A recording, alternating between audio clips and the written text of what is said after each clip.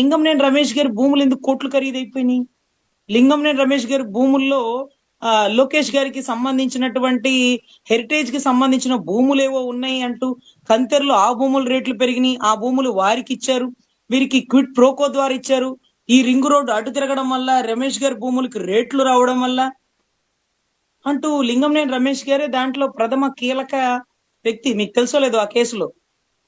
ఈ రోజు జనసేన పార్టీ నుంచి ఒక ఎంపీ టికెట్ ఎవరికన్నా రాజ్యసభ టికెట్ ఇస్తే అది లింగంనేని రమేష్ గారి పేరే ప్రతిపాదనలో ఉంది.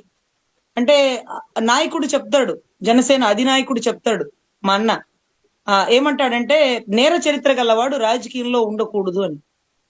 సరేలేబ్బా, రాజకీయంలోకి వచ్చాక నేరాలు చేస్తే మనం ఆపలేం కదా, కానీ నేర చరిత్ర ఉన్నోడిని రాజకీయంలో తీసుకురాకూడదు కదా. మన సిద్ధాంతాల్లో అది కూడా ఒకటి కదా.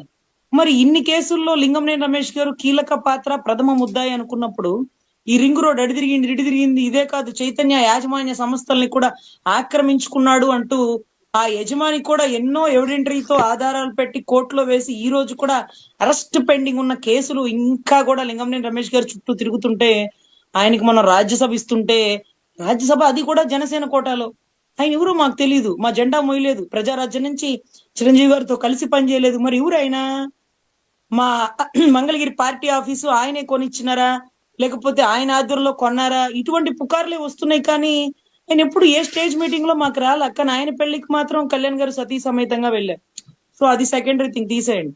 ఇక్కడ ఇక్కడ ఈ కేసులో ఇంతమంది కీలక వ్యక్తులు ముద్దాయిలుగా ఉంటే ఆ కీలక వ్యక్తులకి రాజ్యసభ టికెట్, ఆ కీలక కేసు ఏమీ లేనట్టుగా, ఆ కీలక కేసు ఉంటే ఇప్పుడు రాజ్యసభ సీట్ ఇవ్వడానికి ఇబ్బంది ఏమో.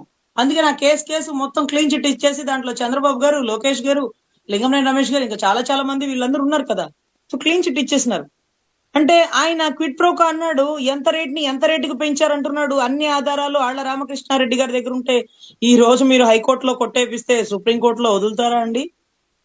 అంటే హైకోర్టులో ఏం వేసినారు? సిబిఐకి వేయమన్నారు. సిబిఐకి ఎందుకు వేయలేదంటే హైకోర్టు సిఐడి దగ్గరే ఒక్క ఆధారం లేకపోతే సిబిఐకి ఇచ్చి ఏం చేయనమ్మా, ఏం చేయను, సిఐడి దగ్గరే ఆధారాలు లేవంట. అరే సార్, మా దగ్గర చాలా ఆధారాలు ఉన్నాయి సార్, అవి ఆధారాలు అవి కాదంట, అవి ఫేక్ అంట, సిఐడి చెప్పింది. మరి సిఐడి దగ్గర ఏమన్నా ఆధారాలు ఉంటే, ఏమన్నా అనుమానాలు ఉంటే సిబిఐకి పెట్టచ్చు.